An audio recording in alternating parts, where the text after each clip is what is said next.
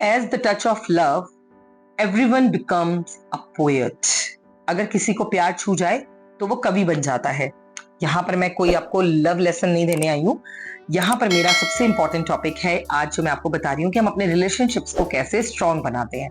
अब रिलेशनशिप सिर्फ एक आपके पार्टनर के साथ नहीं होता है। रिलेशनशिप होते हैं आपके अपने पेरेंट्स के साथ, जिसे हम बॉन्ड भी कहते हैं, आपके सिबलिंग्स के साथ, आपके फ्रेंड्स, आपके नेबर्स, जिसे भी आप जानते हैं, आपके पेट्स के साथ भी आपका एक रिलेशनशिप होता है और आप उसे कैसे डे बाय डे स्ट्रॉन्ग करें। आज की भागती दौड़ती लाइफ में मैंने देखा है लोगों में बहुत सारे डिफरेंसेस हैं। किसी को टाइम नहीं मिलता, कोई टाइम स्पेंड नहीं करना चाहता, कोई टाइम स्पेंड कर नहीं सकता, किसी के थॉट्स नहीं मिलते, किसी की सोच विचार बिल्कुल नहीं मिलते हैं, हमेशा कॉन्फ्लिक्ट्स रहते हैं। वो एक दूसरे के सिबलिंग्स हैं लेकिन रिलेशनशिप्स उनके बहुत वीक होते हैं। तो क्या सोशल रिलेशनशिप्स या आपकी बॉन्डिंग्स इतनी वीक होनी चाहिए कि वो आगे आपकी अपनी पर्सनल लाइफ को इफेक्ट करें? और एक और बात, अगर आपकी बॉन्डिंग स्ट्रांग नहीं है तो वो आपकी प्रोफेशनल लाइफ को भी इफेक्ट करता है नेगेटिवली। और अगर आपकी बॉन्डिंग बहुत अच्छी है तो आप हर समय एनर्जेटिक रहते हैं, हैप्पी रहते हैं, क्योंकि हमारे पास जितने खुशनुमा लोग होंगे हम भी उतने एनर्जेटिक होंगे, उतने हैप्पी होंगे। सो हमारी सोशल लाइफ में रिलेशनशिप मैटर करते हैं। क्या करना चाहिए इस रिलेशनशिप को स्ट्रॉन्ग करने के लिए? बहुत सिंपल सी कुछ टेक्निक्स हैं जिनकी वजह से आप सबको अपना बना सकते हैं, सबके साथ प्यार से रह सकते हैं। सबके साथ नहीं तो मैक्सिमम लोगों को तो आप अपना बना ही सकते हैं या उनके साथ अपना बॉन्ड स्ट्रॉन्ग कर सकते हैं। बहुत सारे बच्चों के कॉन्फ्लिक्ट्स अपने पेरेंट्स के साथ होते हैं, तो इन चीजों को सॉल्व करने का इस वीडियो में है तरीका। सबसे पहले तो पेशेंस रखिए। Keep patience. Patience page a lot. आप बच्चों के साथ पेशेंस रखते हैं तो बच्चे आपको समझते हैं। आप बड़ों के साथ पेशेंस रखते हैं तो बड़े भी आपको प्यार करते हैं और समझते हैं।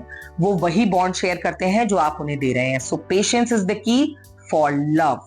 अपनी बॉन्डिंग के लिए सबसे पहले आप धैर्य से किसी की बात को सुनिए, एग्रेशन मत शो करिए।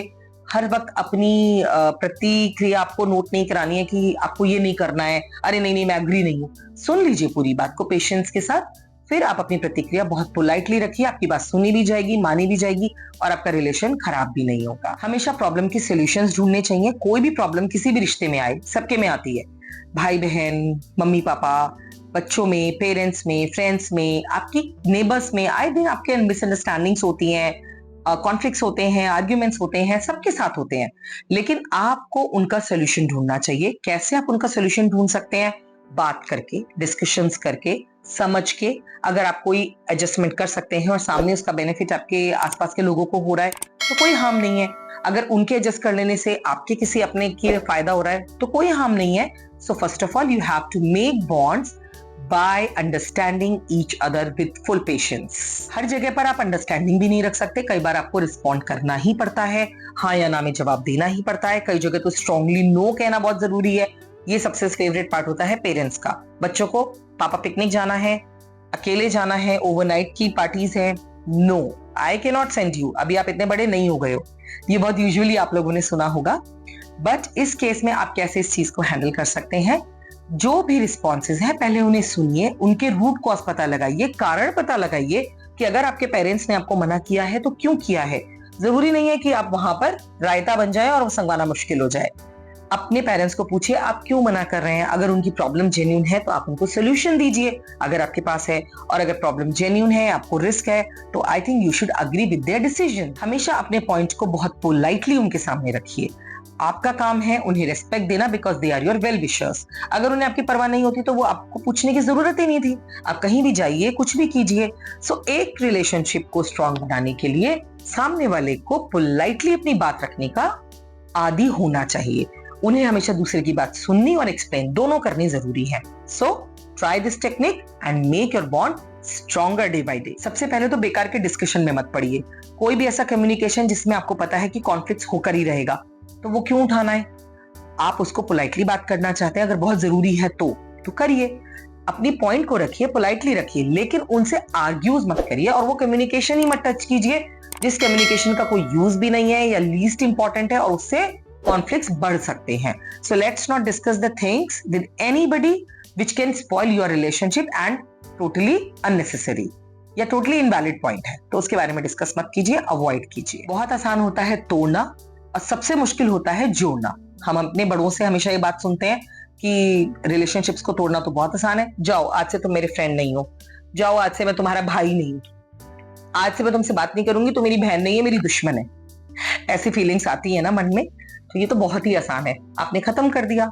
लेकिन क्या आपको जब आपका गुस्सा ठंडा होगा, आपको अपने भाई की याद नहीं आएगी, आपको अपनी बहन की याद नहीं आएगी, आपको अपने पार्टनर की याद नहीं आएगी, क्या उनके साथ बिताया हुआ अच्छा समय आपको याद नहीं आएगा? उस टाइम जब आप रिग्रेट करेंगे तो आपको बहुत ज्यादा पेन होगा, और हो सकता है वो टाइम ही निकल जाए जब आप इन चीजों को सॉर्ट आउट करें। सो शुरू से कोशिश क्या करनी है अपने बॉन्ड में एक स्ट्रेंथ लाने के लिए? कम्युनिकेशन को स्ट्रॉन्गर बनाना है, पोलाइटली बात करनी है, पेशेंस के साथ करनी है, और टूटने नहीं देना है। अगर बहुत ज्यादा झगड़ा हो गया है तो थोड़ी देर के लिए बात मत कीजिए, लेकिन ये वर्ड्स यूज मत कीजिए that we have no relationships, because relationships जो होते हैं वो कभी नहीं खत्म होते। उनकी अच्छी बुरी यादें हमारे साथ हमेशा रहती हैं। हमेशा एक दूसरे को स्पेस दीजिए और उस स्पेस को एंजॉय कीजिए, चाहे वो बच्चे हैं, पेरेंट्स हैं, हस्बैंड वाइफ हैं, पार्टनर्स हैं, टू बी द पार्टनर्स हैं, या फिर कोई भी है। एक दूसरे को स्पेस दीजिए, सभी को स्पेस दीजिए, और फ्लेक्सिबल रहिए उनकी बात को सुनने के लिए, मानने के लिए, उनके विचारों को एक्सेप्ट करने के लिए। क्योंकि अगर आप एक्सपेक्ट करते हैं कि आपकी बात सुनी जाए, मानी जाए, समझी जाए, आपकी रेपुटेशन कंसीडर की जाए, same applies with you my friend. आपको भी तो वही करना होगा, उन्हीं को नहीं, आपको भी एडजस्ट करना होगा। So be adjusting, be flexible and make stronger bond between everybody. कोशिश करिए कि एक दूसरे के साथ अच्छा वाला समय हम बिताएं। पेरेंट्स के साथ बहुत कम टाइम मिला है तो मूवी एंजॉय करते हैं, मेले में घूमने चलते हैं, मॉल चलते हैं कुछ खाने पीने, चलो कुछ नहीं तो एक वेंडर की शॉप पे जाके बढ़िया सी चाट खा के आते हैं। वॉट एवर यू लाइक, आपका जो भी तरीका है, आप फन लविंग डे बनाइए, हैप्पीनेस स्प्रेड कीजिए, उनको भी खुश रखिए, आप भी खुश रहिए। प्रॉब्लम्स आती जाती रहती हैं, वो सॉल्व हो जाएंगी। अगर रिलेशन खराब हो गए, उन्हें सॉल्व करने में आपकी बहुत एनर्जी और टाइम कंज्यूम हो जाएगा, और हो सकता है इतनी देर हो जाए कि वो इंप्रूव ही ना हो। In that case you will lose the precious person that you should not. सो इससे पहले कि समय हाथ ना आए, समय को बांध लीजिए और एक अच्छा टाइम अपनों के साथ स्पेंड कीजिए। अपने रिलेशनशिप को, अपने स्ट्रॉन्ग बॉन्ड को और स्ट्रॉन्ग बनाइए। थोड़े से केयरिंग बनिए, एक दूसरे का ख्याल रखिए, एक दूसरे की प्रायोरिटीज का ख्याल रखिए, एक दूसरे की चॉइसेस, लाइक्स एंड डिसलाइक्स का ख्याल रखिए। ऐसा करने से सामने वाला आपको कंसीडर करेगा और इधर वाला पर्सन आपको कंसीडर करेगा, दोनों में एक वार्मथ रहेगी। So this is the best solution to understand each other, accept each other, be flexible with each other, love each other, spend happening time. Moreover, relationship जो है ना, वो आपको आज नहीं, आपकी ओल्ड एज में मैटर करेगा। उस टाइम आपको अपने फ्रेंड्स की नीड होगी जब आपके पास वर्क नहीं होगा, आप रिटायरमेंट पे होंगे, आपके पास पूरा दिन होगा स्पेंड करने के लिए, तो आपको याद आएंगे अपने सिबलिंग्स, अपने रिलेटिव्स, अपने फ्रेंड्स, अपने नेबर्स।